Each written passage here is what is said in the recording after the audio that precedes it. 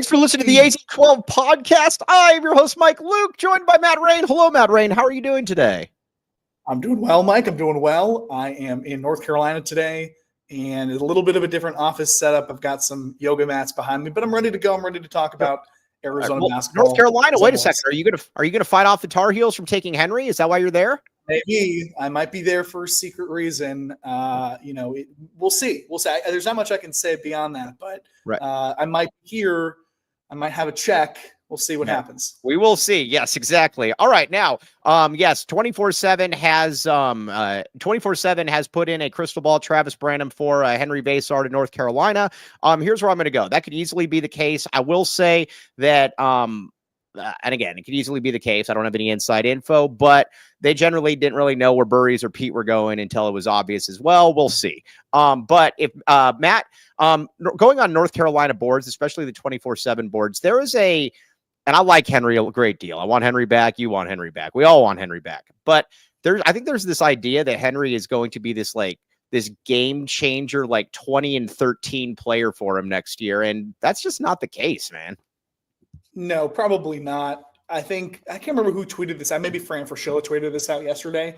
But he said, look, everyone, when they get a player in the portal, they think they're going to be the next Tanjay, or they think they're going to be the next Janai Broome. That's just not how the portal works. And that's not how players work or players develop. And, Henry could get to UNC again if he goes, and, it's up to you whether you want to trust the crystal ball prediction, but he could go, and guess who's his coach now? Hubert Davis. Does Hubert Davis really have a great track record of developing excellent big men, transfer big men at that? I don't think so. So I think UNC fans are a little delusional in what he might do next year. I love Henry. I think he's great. I want him back, but See, Matt, that's kind of where I come at with it too. Is that's the part that I don't get. I get going for the money. I totally have no. I have no problem whatsoever going for it. Hubert Davis is just an odd one to take your next career movement. Sounds like a bowel movement. Your next career. Your projection. I mean, Tommy has worked with Henry masterfully, and you're going to Hubert Davis, who, quite frankly, I think Hubert Davis kind of sucks. When you're at North Carolina, and what's he been there 4 years, and he's barely made the tournament 2 of those 4 years. I mean, essentially the only reason he still has a job is because of Caleb Love.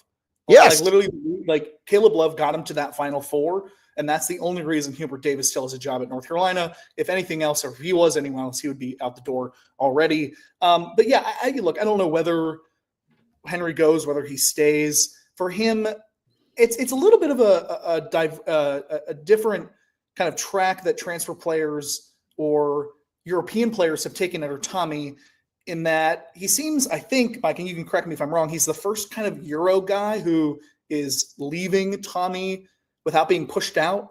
Yeah. Yeah. Hey, wait a second. You watch your Philly B slander, my friend.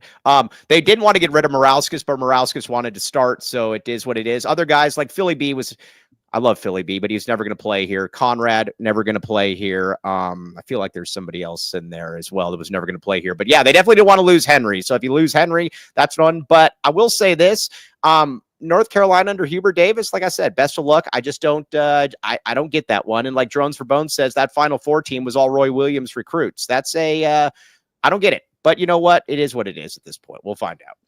Yeah, we'll find out. The last thing I'll say about North Carolina is that clearly they are trying to go all in on next season. I don't blame them. It's Hubert Davis's job on the line. It's inexcusable for them to. First of all, they should have missed the tournament this year. Struggling the tournament, garbage. Right, and it just shouldn't happen. And if that happened here, we'd want to fire the coach. But at North Carolina, that's inexcusable. So for them, it's all in or nothing. And they believe, rightly or wrongly, that Henry Vassar is a big part of that. Yeah. All right. Now, one thing that I put this out there on Twitter, and we will find out. I want to get to Mo Crie, and we're going to talk about Tommy's recruiting approach. But the one thing I want to talk about too, ADO. We are all in agreement that as a 7th or an 8th guy, we all want ADO back, right? I keep getting people that are like, oh, I want him as my 9th guy. No, dude, he's better than a 9th guy. Matt, you're not with one of these Gen Zers that's pushing this 9th man role if ADO comes back, correct? Well, not only 9th man, some people don't want him on the team. Like I've seen a lot of people say, kick him off the team. He doesn't deserve to be at Arizona. I disagree. ADO has seemingly been nothing but a great kid, a very hard worker. I remember Caleb Love talked about how it was literally just him and ADO who were in the gym then working out together. Like the kid clearly cares about basketball and cares about Arizona. And look, I understand the concerns defensively. We talked about it the entire season. Yeah. I mean, how many we tweeted about like how ADO just got blown by 100%. But there are roles for him on this team. Taking just his performance last year, there are roles for him on this team to be a shooter, to be a distributor, and open the floor. But if he can get stronger and get better defensively and learn more under Tommy Lloyd's system with another summer of strength and conditioning, then I think he's absolutely a 7th or 8th guy, and we should take that and we should love it. Wavy Davy, I wasn't referring to you. You did say 8th. I will give you some credit. You did well for your generation right there. But yes, that's the other thing. There's going to be games where you can't play him. I understand that. Like against Houston, ADO can't play unless he's like raining threes. But guess what? If you've got a 45% three, he's just this stiff. He's a pretty clever finisher around the basket. He really is. And those free throws at the end, I will take that dude as my 8th guy. And you know what? Some games he's going to play 5 minutes, and some days he would play 17 minutes. I mean, you just go with it on how you go with it on how you see it. That's where I am with ADO. I want ADO back. Me too. And at some point you can't keep swapping in and out. You got to have some consistency year over year. At least I've seen that through college basketball, the teams that are ultimately successful. You got to have, like on Duke, right? You got to have guys like Tyrese Proctor who are there for 2-3 years. You got to have guys who you can rely on, who have been in your system, and that other guys that are coming in can trust. Like I should expect if Burries commits or whoever else, he should be able to go to a guy like ADO and say, hey, what's the deal with this? Can you help me break down this play in the film session? A guy like ADO, incredibly important. Yes, we take ADO. All right, you all are wrong if you're saying that. And H Burns 826 says, who is he playing over? Backup point guard, Awaka, Krivitz, or Arizona? Well, I'm going to say let's use Evan Nelson for example. Tucson's finest, Evan Nelson. We love Evan Nelson, but ADO is going to get off the bench before Evan Nelson because guess what? Braden Burries is probably going to be sliding over to the point, or Jaden Bradley is, and so he would garner more. He would be an 8th guy, and like I said, H Burns 826 says 8 to 15 minutes of 3-point gunner is fine. But yeah, that's kind of where I'm at. Some games he'll play more. Sometimes you want to be nice to him here, people. We need him. Yeah, we do, and I think also people have the misconception that if he leaves, we can just find another dude in the portal who's going to be way better than him. Again, that's just not how it works because you're asking someone to come in and be the 7th, 8th guy. And a lot of people, if there's not like a pre-existing connection to Tommy or to the UA or wherever, for Tucson local, not many transfers are going to want to take that. All right, so let's talk. I want to talk a little bit about Mo Crie. So we're going to get into the recruiting. We're going to get into Tommy's recruiting style, and we're going to kind of pass out some grades maybe a little bit. We're going to talk about a couple of different portal names as well. But first, got to pay a few bills, Matt. Got to pay a few bills. RJ's Frozen Cactus, my friend. Now, when you come back to the lovely old Pueblo, you will be coming to RJ's Frozen Cactus with me, and we will be getting as I said, some grandma's old cough medicine. We'll get a couple drinks there, my friend. You're in on this, Matt Rein. Absolutely. I'm down for. I've never been to RJ's. I'd love to go. We'll hit them up. Yeah, we will do this, and they have very good food. And guess what? Matt Rein, I'm guessing maybe he's governor by that time, and he's got like a Secret Service detail. And guess what? That parking lot would be great for it as well because it's so big, and you can just park your car and leave it there with the Secret Service. But check it out. No bad seats in the house. Pizza, tacos, wings, 100+ craft beers, $2 deals. Check it out. RJ's Frozen Cactus. All right, now what else we got here? Talk to me. Okay. Bridge Tech Communications. My guy Tony is all right. Now, are you looking for a gym in North Carolina, Matt Rein? I might be. Both in North Carolina and in DC. All right. Well, here's the thing is that Tony, they've worked with over 1,000 clients, promotes 100+ health entities across multiple states, 750% average ROI. For the people out there that are asking if that's good, that's good. Now, here's the thing. If you got a gym and you're looking to get it pushed out there, go to Bridge Tech Communications or a health or a wellness spa. They've got you covered. Again, Bridge Tech Communications. Check them out. Again, very good stuff. You will thank me later. Okay. Now, I want to talk a little bit of Mo Crie. Krivas. And I get the frustrations with people where they're like, man, he looks like a glacier. He's got foot injuries, this and that, whatever the case may be. Again, I know I sound like a broken record, but if Tommy thinks he was good enough to build the offense around this year, I'm going to kind of take Tommy's word for it that he's good. I will too. And it's not just Tommy's word, though. It's NBA scouts' word. I mean, prior to the season, Mo Crie was on a lot of NBA draft boards if people were paying attention to that at the time. And I understand those things flux or those things change. But the potential that people saw in Crie is not just a fantasy from Tommy Lloyd. First of all, yes, you're right, Mike. We should trust what he's saying. But other people, other scouts in the NBA world were talking about Mo Crie as a potential draft pick. This guy is massive. He's like, it's not the sample size that we got to see of him this year. It's just not fair. Right? It's just not fair. He injures the foot. He has the injury. Now, am I a little concerned about the health moving forward, about his injuries? Sure. Yeah. Because it would be horrible to go into next season and, he's a starting center and then boom, he's out for the season again. That's my concern. But as a basketball player, as you've said, you trust Tommy and you go from there. Yeah, and again, he's massive. Exactly. Kobe L. Thiel says, by the way, follow Kobe on Twitter. Tommy knows more about bigs than just about anyone else around college basketball. All right, H. Burns 826, you're my guy, but stop asking silly questions. Can Aristod play the 2? No. He's 6'8", 235 pounds. He will never play the 2. ADO is more of a 2 than him. So there is that is something that you need to factor in there. Y'all would have said Donovan Clingan was slow and injury prone. I feel that all white guys that aren't super fast, we just assume they're like, they're probably injury prone as well. They probably have bad feet or they drink they drink bad soup or something that gets them sick.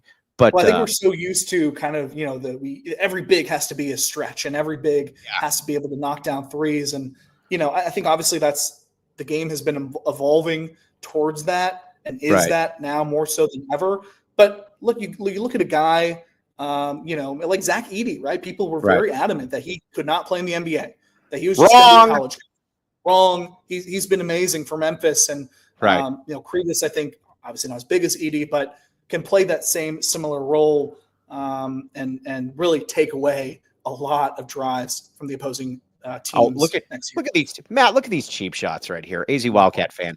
I'm not worried about Crie getting re-injured because he moves too slow and doesn't jump high enough to get injured. Now there is a picture. Did you happen to see the picture? I will give AZ Wildcat fan this. When Crie was a jump ball against Malawach in the when Duke came here, and the ball had already been tipped by Malawach into the backcourt, and Crie was getting ready to jump, and it was like, that is not what we call quick twitch. Now, did we ever find out? I mean, it seemed like he was playing injured in those first games. I'm not sure whether that was the case, but it looked great. Yeah. So, do we know, what he looks like fully healthy yet? I don't think we do, and so I think it's certainly possible next season he comes in. And here's, people have said since the transfer portal started that, we can get rid of Crie, or he's going to be gone, and we don't need him. And that's fine. You can have that opinion. I can guarantee you that's not what Tommy Lloyd is thinking. Like Crie is Tommy Lloyd's guy. We saw that last year, and I don't think Tommy is going to abandon him or say, no, go off to another Power 5 program because we don't need you anymore. I don't think Tommy would say that. And, let's be honest. If your center combination next year is Tobey and Crie, are we really that upset by it? Not at all. Now, okay. I love Tobey. What do you think about the Tyrone Riley, who Arizona has contacted from the transfer portal? From USF, right? Yeah. What do you think? Mike, it goes back to our discussion we had the other day about looking at guys who fit the mold of what a high major athlete is. Yeah. I watched a few clips on Riley. I'm not going to say I'm an expert on him. Hey, I do that all the time. I watch like 2 minutes and I say that I watched scouting his whole life. You're ready to go. Embrace the lie, Matt. Embrace the lie. Come on. The scouting report's up here, but what I can say, at least for people who have not seen him play at all, is that, look, he's a high major athlete. He's incredibly long, athletic, and I think Tommy wants to, whether Riley ends up coming to Arizona or not, Tommy wants to continue filling out his roster with guys like him, who can step in right away and compete on the Big 12 level. I think Tommy learned his lesson last year when bringing in Trey Townsend and bringing in ADO, who as he found out very quickly, could not compete with the physicality and length of the Big 12. So Right. a guy like Tyrone Riley, I think actually gives us a good indication, Mike, of where Tommy is going with the portal and potentially his future recruiting. And Tommy's no dummy. That's what people need to get to. Tommy generally understands things and he makes tough decisions. I mean, after the first couple years with Boswell, he's like, I can't do this anymore. Wish you nothing but the best. See you later. And like a lot of different situations too. He needed this for this team going into the Big 12. He needed them to be tougher. Guess what? They were tough. They were a lot tougher. They showed a lot of resiliency that, I'll just say it. Do you think, let me ask you this, Matt, previous year's team, I know they were a number 2 seed in the tournament. And do you think if they had got down 21-4 against Oregon that they're coming back to win? I don't, because they were in the Pac-12. No. Yeah. I mean, yeah. It's just no. This was Tommy's toughest team by far. Were they as talented maybe on paper as the 2022 team or the Tubelis teams? Maybe not. Right. But pound for pound, like there was a reason why we were able to compete with Houston, compete with Duke, which, by the way, I don't know who's more annoying these days, Duke fans or ASU fans in my replies, where I gave Duke a compliment of like, wow, Arizona held them to 7 and like we're celebrating and we played them so much better than Alabama. And then all the Duke fans are, hang the banner, shut up. I'm literally not talking about you. I'm giving a compliment to your team. Like the most like, I don't know. It's so odd too, especially that like ASU people are just putzes. I put this guy on Twitter. He says, why'd you block me? I have 7 people blocked. I enjoy arguing with people. If you've looked at my Twitter feed, you can figure that out very, very quickly. If you are blocked, you are probably a massive putz. You need to look yourself in the mirror, not me. No cap. Right. It's just frustrating anyway, but that's besides the point. It's just, but yes, you're right, Mike. Going back to your point, this was Tommy's toughest team. He wants to continue to recruit tough MFers. And when you look at this recruiting class, Koa Pete, Ariscote, I mean, these are tough dudes who have competed at the highest level and will do so next year. Same with Tobey. Right. No soft weenies. No soft weenies. No soft weenies. If you go into that conference with soft weenies, it's going to be a sus outcome. I'll put it to you like that. All right. Now, so Tyrone Riley, really quickly, I do think that he fits the mold, though, because he's long and he's athletic and he's got a defensive type presence to him, and he can shoot threes. So he's a spacer. Everybody likes spacers in this era. So again, you got a spacer. I think he's a backup option for Carter, obviously, but if that's a backup option, that's not terrible. Nope, not at all. And obviously, I think Tommy's biggest concern moving forward to next year, one of his biggest concerns is where do you fill Caleb's scoring space? Yeah. And, I think, potentially he's hoping it kind of is distributed across other people, but to get there, you need guys like O'Reilly to be able to fill in and play 15, 20 minutes a night, to be able to play good defense, get some threes and get out of there. And then, of course, you're hoping for increased production from potentially Jaden Bradley, but then relying on Burries and Koa Pete moving forward. Let's talk a little bit. I want to talk the Big 12 because the Big 12's got some awesome recruiting classes coming in, some awesome teams, quite frankly. It's going to be loaded. Let's pay a couple bills here first, and then we're going to get into Tommy's recruiting. I want to get Matt Rein's take on this because he is smarter than me. But first, Cody, what do we got? Oh my gosh. Come on, Cody.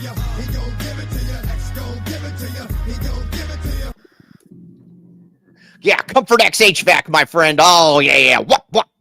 Code Wildcats for 10% off. Now, everybody out there, you need to get your HVACs looked at because unlike Matt Rein, who was hanging out in North Carolina and Washington, D.C., well, it's actually super humid there as well. So we need everybody in there to be able to hop in here and get your HVAC checked. Also, you will thank me later because you will save a lot of money in the process. And that's a great thing. So again, build on trust for the long haul. Perfect track record, residential and commercial HVAC expertise and affordable rates. 520-222-7012. Comfort X HVAC. Again, use code Wildcats for 10% off. They are fascinating. Or I don't know, fascinating. Fantastic and fascinating. How about that? Yeah, that didn't work well. But either way, you get the point. Now, what else we got? Talk to me. Longview. All right. Now, Matt, in your world, being a lawyer, you've got to probably sign forms, papers, maybe they get people to ask you to endorse a candidate. Have you ever been asked to endorse a candidate?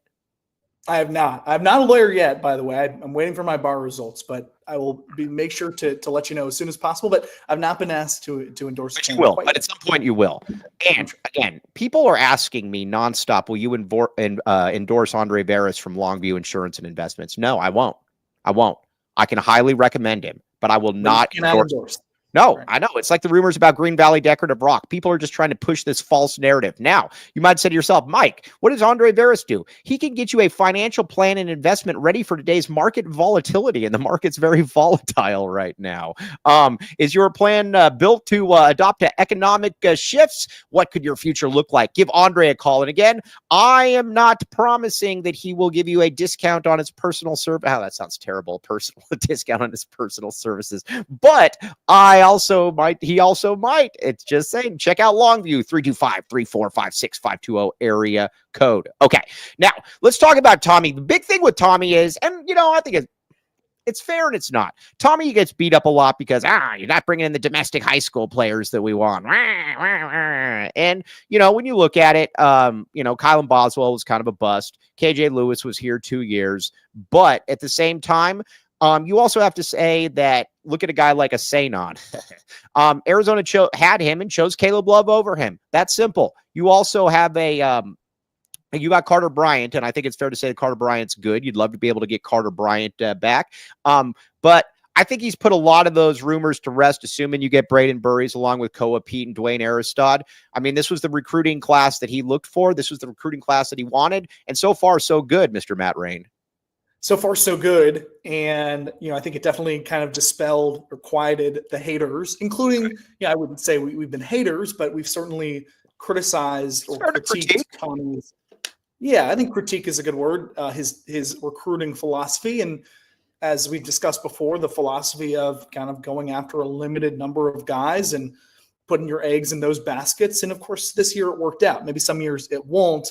But I think from his perspective and from the coaching staff's perspective, with the new with transfer portal and NIL and everything else going on, even if you miss on a guy or two, you're still going to be able to be competitive in getting someone else to campus. And that's just kind of what it is. And honestly, I think a lot of programs are in the same exact boat. Well, right. And the portal to me means a lot more to it now. Like I think you have to have a couple 5-star or really good high school kids. I don't think there's any doubt about that. But let's see. But at the same time, though, it also is something that's worked out. It's also something that remember how upset we were about Ryan Nemhard, or is it Andrew Nemhard or Ryan Nemhard? I can never remember which one's which. Either way, Nemhard, the one that went to Ryan. The guy understands. Yeah, they're brothers. Yeah. Yeah, they're the same guy. So Ryan Nemhard, you don't get him, and guess what? They end up with Jane Bradley and Caleb Love. I will take that. Boom. Exactly.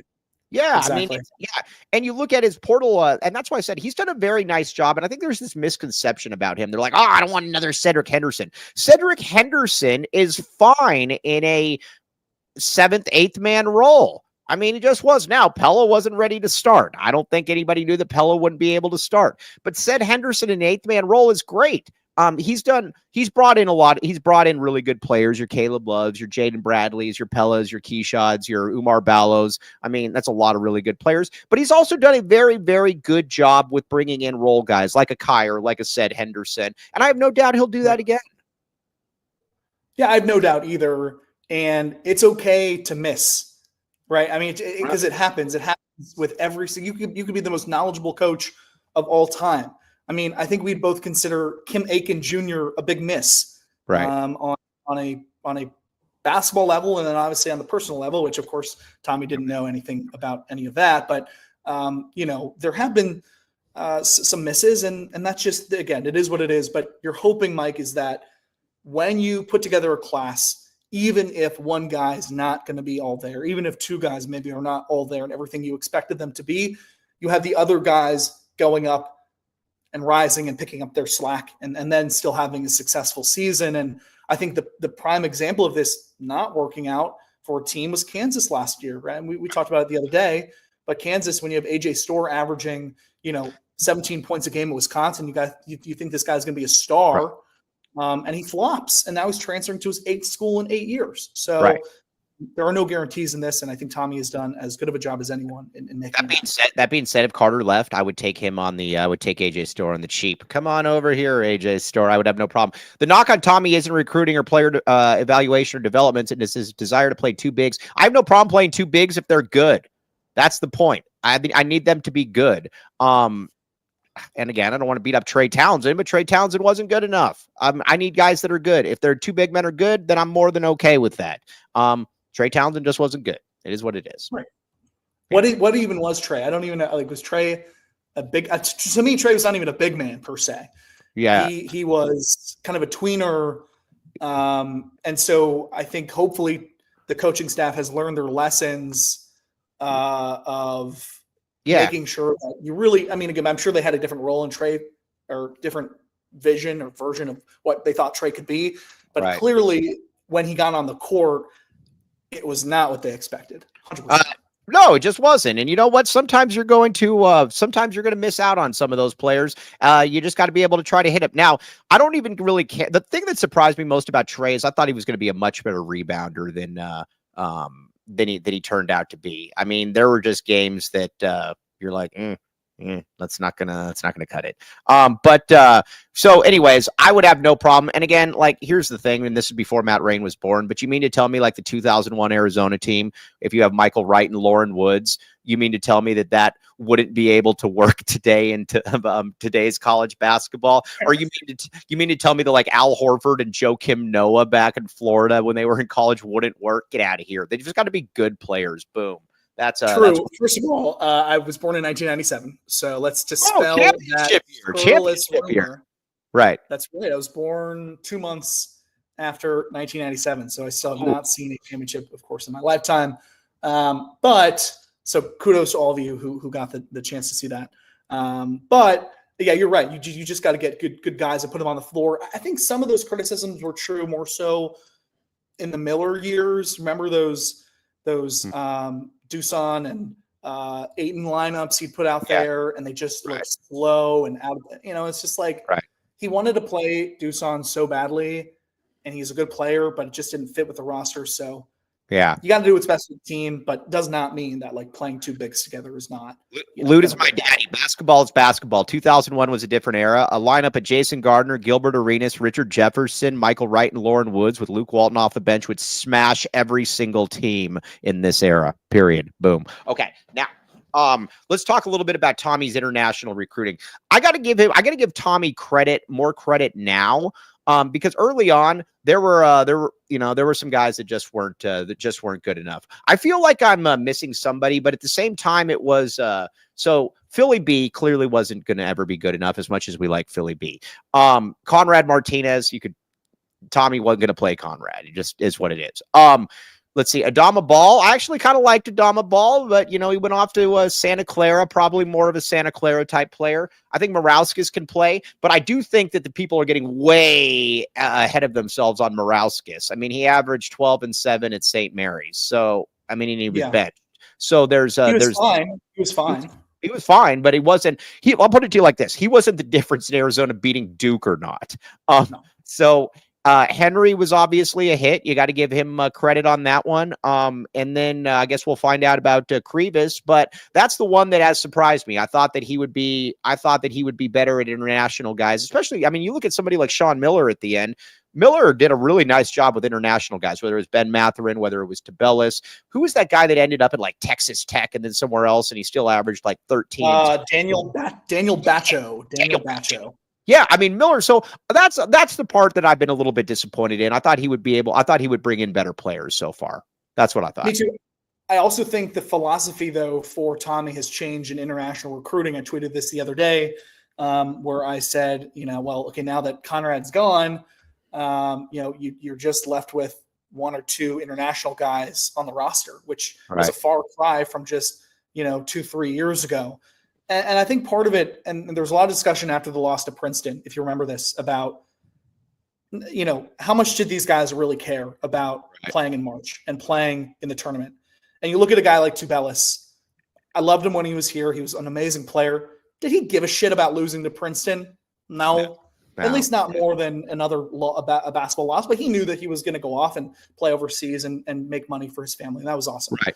We needed dudes who cared about Arizona basketball, who cared about March Madness, who grew up watching this on their televisions and having no other desire as a child to win March Madness. And you know what's weird about Tabellis? And I liked Tabellis. He was good. I don't want to beat up on him. But at the same time, Tabellis, there was nobody in a big situation that inspired less confidence for me in the Lloyd era than Tabellis. I mean, you saw it against Houston or TCU and then Houston. And then like even against Princeton, like he's passing up wide open 16-footers so he can dribble in once and then get it blocked. I mean, Zoo was kind of soft. I don't know how else to put it. Zoo would not. I'll put it to you like this. I don't think Zoo would have been a good fit in the Big 12. No. He's Pac-12 all the way. Yes. But again, thinking about the recruiting philosophy of Tommy, getting Euro guys who are tough and get it, and maybe it's getting guys who maybe they're international players, but they've already played at the collegiate level, right? And so you understand that they get it. I mean, ADO playing at Campbell first, a couple other guys in the pipeline having played at other schools. But yeah, it is interesting. I mean, it's no longer grab your passport. It's, grab your hard hat. I don't know what the new tagline will be, but maybe a combination of the two. Yeah. All right. Now, so that's kind of where I'm at. Portal recruiting, we both agree that he's been fantastic with, right? Yeah. I think I'd give him a good solid grade. I don't know if it's an A+ because there have been some misses. Overall, he's had a lot of difference makers. Yeah, I would say overall a lot of different difference makers. And then the most important thing, as we talked about, is when he doesn't get a guy like Nembhard going out and getting Jaden Bradley. When Caleb Love gets rejected from Michigan, it's having Steve Robinson hit him up and be like, "Hey man, like we want you here. We don't care about all the things that people have said about you. We want you here." And that was a big win, obviously. So overall, very, very good. All right, let's pay a few more bills, and then we're going to get to some Big 12 recruiting because this is going to be really, really interesting here. All right, now, first, Michael Rubin. All right, now, you might say to yourself, man, I'm looking to buy, sell, or refinance. Well, we've got the man for you. Check it out. Look at that QR code in the corner right there. Scan that, baby. And then use code WILDJasonTerry for $500 off closing costs. Local to Tucson, lifelong Wildcat fan, former teacher. Michael Rubin is the man. And again, debt help reconsolidation, back the Rubin, baby. And again, 520-419-4262, senior loan officer. He can get you better rates than most because at the same time, that's why he is a senior loan officer and a mortgage broker. Go through Michael Rubin. He is the best Swift Mortgage Rubin Group. All right, what else we got? Cody? Talk to me. All right, Baggins, yummy in my tummy. I might go to Baggins later today. Matt Rein, you have been to Baggins. Is this true? I love Baggins. Baggins is a hot spot in Arizona. Right. I also saw someone use the AZ12 code at a Baggins in Scottsdale. Yes. Oh, yeah. Fantastic. Yes. There's 12 locations, and all you got to do, and plus it's an ego boost for me. You just got to go in there and say it, and then when they print out the receipt, it says AZ12 Mike Luke. Yes. Make me feel better about myself. Either way, go in there. Every sandwich comes with a chocolate chip cookie. All food is made in-house daily. Join the VIP text club. Text Baggins to 877-797-0444. Check it out, Baggins. We very much like Baggins. Yummy in my tummy. All right, now, the Big 12 next year is going to be absolutely loaded. You just look at the recruiting, and we'll just kind of go, player by player here. Let's talk BYU, for example. This isn't exactly your grandfather's BYU, Matt Rein. You're bringing It's not. You're bringing in AJ DeBansa, who is probably going to get about $10 million plus $8 million. He's probably going to come out with like $80 million in this for going to BYU for a year. You got another top 20 guy. You've got a top, 50 guy. You're returning Richie Saunders. That's going to be a preseason top 10 team. That team is loaded. Yeah, they're going to be amazing again. And they're already committed, to additional money being spent on portal guys. Then a few guys moving out, which, normally for a team, maybe that's bad, but it's a good thing for them because they're, I mean, AJ's being paid what, $7 million? Yeah. That was the number that I heard from last year. $7 million for the number one recruit. They have a lot of money. BYU is money. And when you have money, you're able to get guys. I mean, that's just the way it is. And so, look, personally, again, I have nothing against BYU. If I were a recruit and playing in college or going to a university, would I personally want to go to BYU? No. But if I could get paid millions of dollars and, they have a good basketball team, then absolutely, go for it. But yeah, they're going to be a monster for years to come. I mean, really for years to come if this keeps up.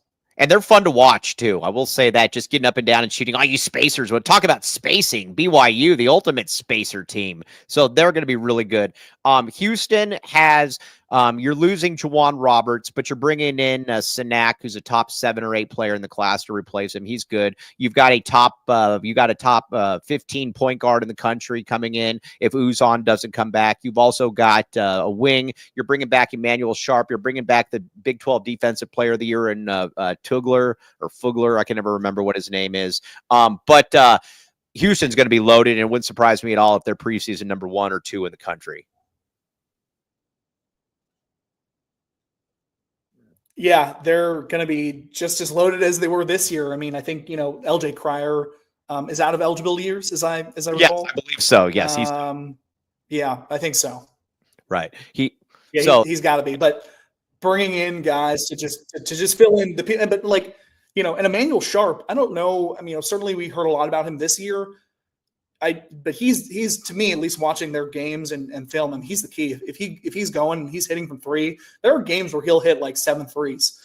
Right. And that was the big difference for Kelvin Sampson the last couple of years. And this year, where Houston was not a very good 3-point shooting team a couple of years ago, 3 years ago. This year, they're a top 10 3-point shooting team, and certainly they'll look to continue that. He's building just a tremendous, tremendous program down there in Houston. Do you know what national team Emmanuel Sharp plays for? Israel. Yep.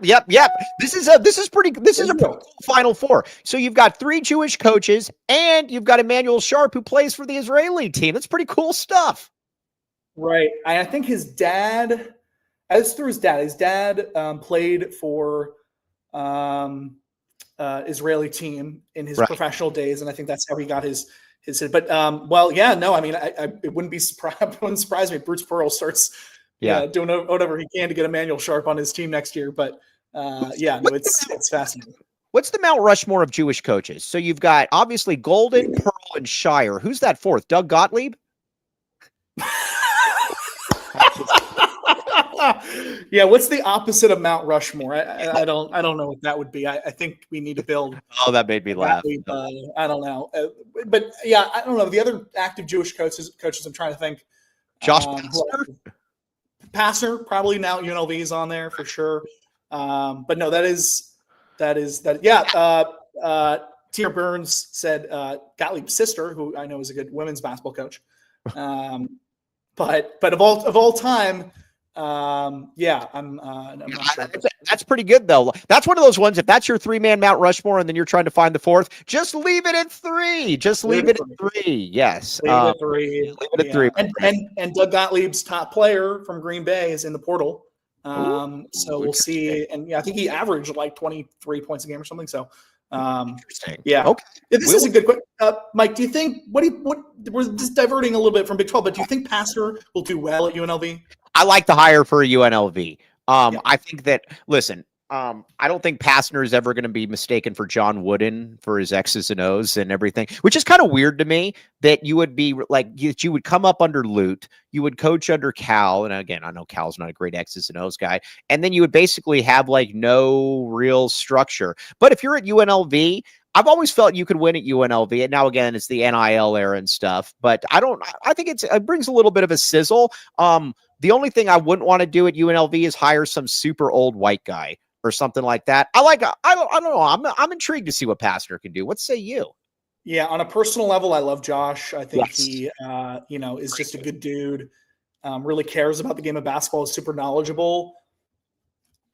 To me, it's just kind of TBD. I've said Georgia Tech is a very hard place to win. So I don't blame him for not winning there. If he can't win at UNLV, I don't know if he's cut out for this. Because UNLV to me still has so much untapped potential as a program, and just the ability to be in Vegas, and now with NIL and sponsors, and not that I condone, the intermixing of gambling and college athletics, but you're now in the heart of it. So you got to use it to your advantage. All right. Now let's see here. Ivo Parpuo. I like that name. Hendry, Drell, and Vassar are about go LA next year. I don't know what that means. I don't know. Who's Hendry Drell? And no idea. Yeah. I don't know what that is. Yeah. But so Mike, here looking at recruiting, just getting back to recruiting real quick. This is the difference between Arizona and like an Iowa State, right? Let me look, Iowa State, again, they've done great. TJ Otzelberger, nothing but respect for him. But look at their recruits for this year. And again, they've done pretty well. But they have 4 commits. They have 2 4-stars and a 3-star. Right. And, they were in it for that big guy from, I believe, North Dakota State, Oscar Clough, I think, and he went to Purdue instead. Great name, by the way. So I don't know what Iowa State looks like next year, but they're never going to compete with us consistently, and Kansas, on recruits. It's not going to happen. It's just not going to happen. Now, let's talk a little bit about Baylor. Baylor is an interesting one here because you've got a couple nice transfers coming in. You got Tunde, who's going to be good. You got bring back Robert Wright, point guard. I think he's going to be all conference. Really good freshman this past year. Obi Ogum or whatever his name is, the guy from Wyoming that averaged 20 a game. Then you got Michael Rataj up front. The big man from Oregon State, who I like, and then they got the African big man who got hurt last year, but I like him as well. The center, they should be good. I mean, I don't know how good they're going to be, but they should be good. They should be, and I think replacing Edgecombe will be tough for them. But I love Rataj. I watched a little bit of him. A little bit more than 2 seconds of him. But it's more than I did. Honestly, I think he could have been a fit. Yeah, I think he could have been a fit with us, but they always seem to reload under Scott Drew, and I have so much respect for him as a coach and what he was able to do with that Baylor program and turning them around. It seems like they have consistent NIL money. They'll be a factor. I don't think they'll be, top 3, but I think they can certainly push for the upper half of the conference. And remains to be seen, obviously, what some other teams do with their transfer portal. And it's going to be interesting to see what happens with Texas Tech. And then I know we're going to get to football here in a second, everybody. We are a football school. Everybody knows this. But we are Texas Tech's going to be fascinating because if you get back Toppin and Darian Williams and you still got the Hans Christian Andersen kid at the point guard position, I mean, that's a nice little, and you got like Overton or whatever his name is. They could be pretty loaded next year as well. If they add a couple more transfer portal pieces, they can be right back to where they were this year and potentially even better. Toppin is just phenomenal. I mean, there's a reason why he was first team All-America. But really, they have the ability to be really good. And Mike, they were right there at the Final Four. They were right there. They collapsed, and we know how that feels. But yes, now ASU might win 2 games next year. I think you're being nice there, TLN. I don't know if ASU is going to be able to field a team. I mean, that's going to be all kinds of fun. That's going to be a lot of fun there, Matt Rein. ASU, if I'm a player, why would I want to go to a school where I know the coach is leaving the next year? It's the same problem we have with Adia Barnes, by the way. Like, this is not unique to ASU. We got to figure our own stuff out with her. Right. But Bobby, I'm not going there unless it's for 1 year, and that's what they've done. They've essentially assembled like the middest of mid-major, pseudo second team all-stars. Like, I don't care. Like the people they brought in like 3 transfers so far. Like, none of them really move the needle for me. And if you're not getting a guy like Koa Pete, watch out. I don't care about the guy from Pepperdine that averaged 6.5 points per game, but they say he's high upside. I don't care about that. Now, Ric Flair says Arizona Football School. Are they going to finish in the top 4 of the Big 12 next year? Duh. Yeah, I mean, come on, Ric Flair. Arizona football is where it's at, baby. Nowhere to go but up. We're going to get to that in just a little bit. All right, so let's. But first, got to pay the rest of the bills. Got to pay the rest of the bills. What do we got, Cody? Talk to me. No, we already did that. Matt, I can't see you. Where'd you go? Matt, are you there? I don't know, Mike. Are you there? Oh. Whew. Arizona Primary Eye Care. I didn't see anything. It was almost like I didn't have my contacts or my glasses. Now, here's the deal, though. You might say to yourself, Air AccuView now offering $400 towards contacts, $150 for disposables. You need to go in there. Arizona Primary Eye Care. They got 4 locations, including one in Douglas. Let's get them packed up, packed to the brim, bad to the bone. Now, options. They got all kinds of options, and these Tom Ford glasses, baby. These things look cool. These things make me look like Ben One White when he's out on the town talking with the ladies. Makes me look better than I should. All right. Either way, same day urgent visits as well. 60 plus insurances accepted. Check them out. Okay. Now, what else we got? Talk to me, Cody. Green Valley Decorative Rock. Welcome to the Rock. All right. It's so, like I said, I think a lot of times people will say to you, they're like, Mike, do you run a non-for-profit or do you run a charity organization? And I say, no, I don't have to because I'm too busy pushing back against rumors pushed against the innocent folks at Green Valley Decorative Rock. And again, Matt, you've heard the rumors, you know about them, and they're terrible. They're here in Tucson. Why would anybody say otherwise? Otherwise, they're a massive Putz or an ASU fan. So again, Green Valley Decorative Rock also, Matt, they deliver north to Oracle, west to Marana, east to Sierra Vista Benson, south to Nogales. And again, if you want to like have it delivered to North Carolina or something, I'm sure they'll do it. You're just going to probably have to pay a little bit more, probably quite a bit more actually. A little bit more, yeah. But that's a great range. I mean, it sounds like they serve pretty much all of Southern Arizona.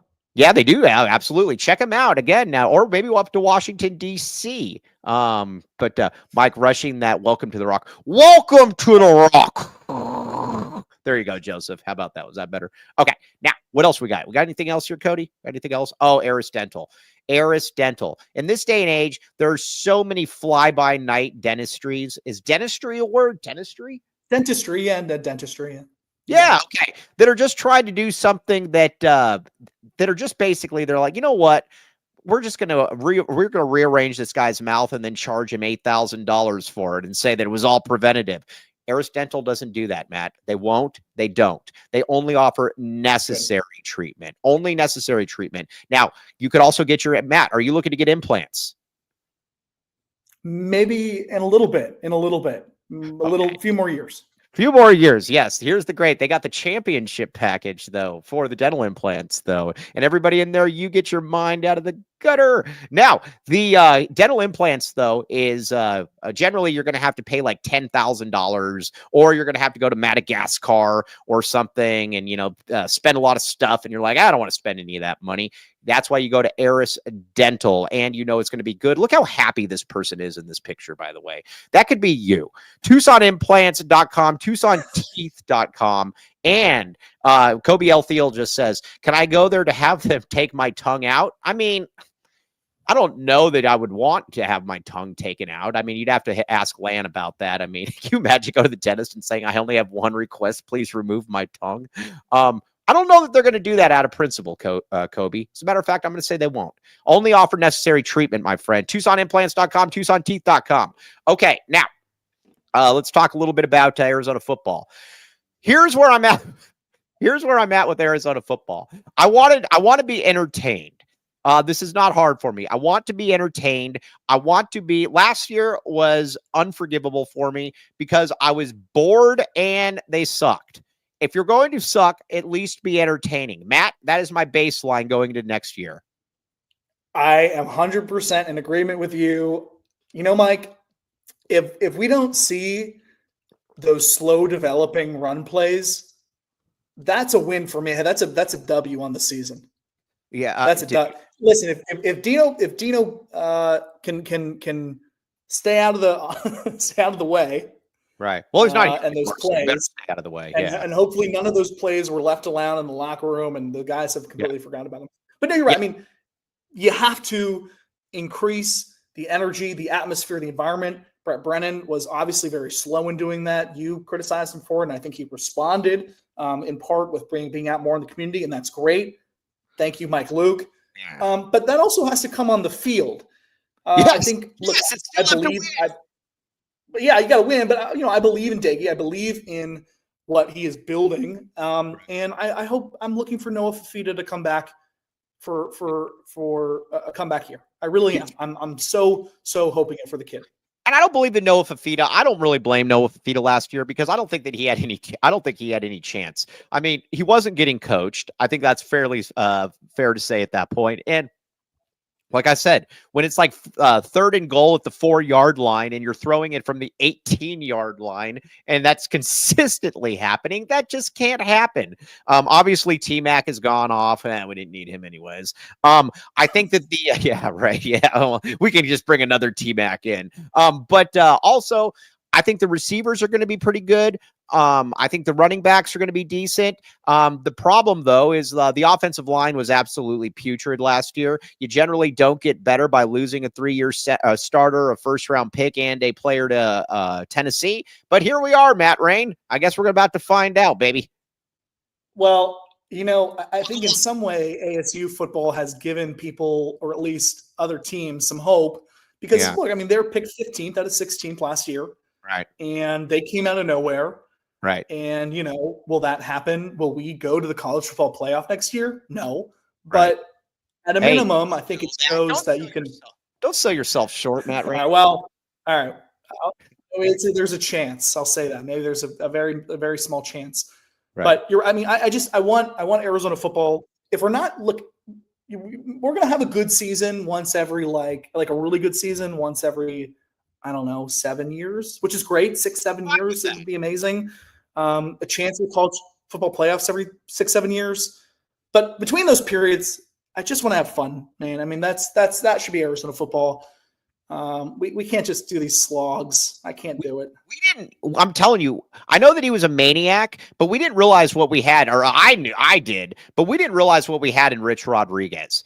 Even when you lost, he was going to act like a complete fool, which was awesome. And we were going to lose games 58-49 or something like that with like some stupid brain dead interception at the end of the game to cost us the game. But it was fun. That's what I want. I want to be entertained. I don't care necessarily about, well, I do want to win, but I want to be entertained. If we're going to suck, then we need to suck, at least be enjoyable to watch. I don't think that's too much to ask, Matt.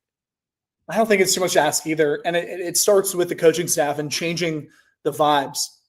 Because last year the vibes were bad, man. I mean, and part of that is because of the expectations and bringing people back and the injuries, right? That didn't help. But everything just went to complete whatever very quickly. So this year for Brett, bring back the vibes, bring back the fun, the atmosphere, and people will come back and there's just not much. But like, Mike, let me ask you this. What is is there any world where he gets fired after this year? Oh, I think so. I mean, I don't like if they go like 2-10, I just don't think you could bring them back. If they go 3-9, or if it looks like that, I just don't think you can, because then at that point, if you're that hires on DRF at that point, if you bring him back for a third year, and it looks like it was at this point last year. Here's what I've had a number of people. This would be an interesting one to have happen. What happens with this, Matt Rein?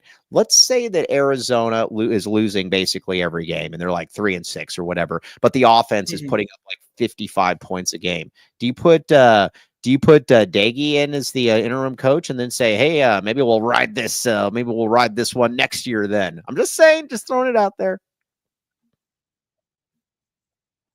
Well, I know people had theorized, one of the reasons why he came to Arizona, and maybe this is one of the reasons, is because he could be the coach in waiting behind Brennan.